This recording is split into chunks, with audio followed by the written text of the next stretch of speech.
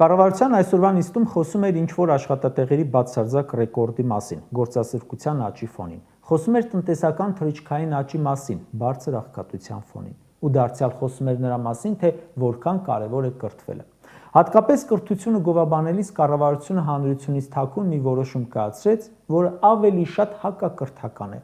Փաշինյանը որոշեց փակել Վայոց ձորի մարզի Կարբրաշեն համայնքի դպրոցը։ Դե ասում են ընդամենը 2 աշակերտ է սովորում։ Ինչու դպրոց պահենք։ Թող ամեն օր 7 կիլոմետր քայլեն, մեկ ուրիշ գյուղի դպրոց գնան, իսկ այդ փողը ուրիշ բաների վրա կծախսենք։ Լավ, իսկ ինչու է ընդամենը 2 աշակերտ։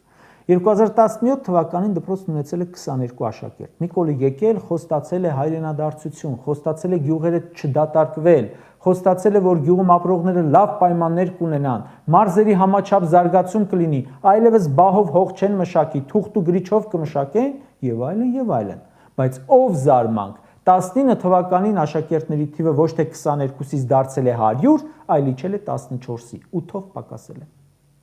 2021 թվականին Նիկոլը գնացել է էլի գյուղ, էլի լիքը նախընտրական խոստումներ է տվել, մեկ տարի անց դպրոցում աշակերտների թիվը պակասել է եւս 10-ով, մնացել է 4 աշակերտ։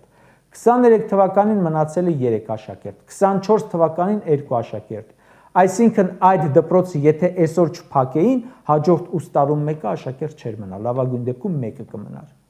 Ինչու է պակասել աշակերտների թիվը։ Մարդիկ արտագաղթում են երկրից, գյուղերից տեղափոխվում են քաղաքներ, հատկապես Երևան, կամ էլ գնում են Հայաստանից, որովհետև գյուղերում չկա աշխատանք, չկան տարրական պայմաններ, չկա կյանք։ Այդ որ ամբողջ օրը ասում եք տնտեսական աճ, բա ուր է։ Այդ որ ամբողջ օրը ասում եք խաղաղություն, այդ ում համար է, եթե դատարկվում են բնակավայրերը։ Իսկ Երևանը տրաքվում է մարդկանց քանակից։ Ամեն ինչ այստեղ է կենտրոնացրել։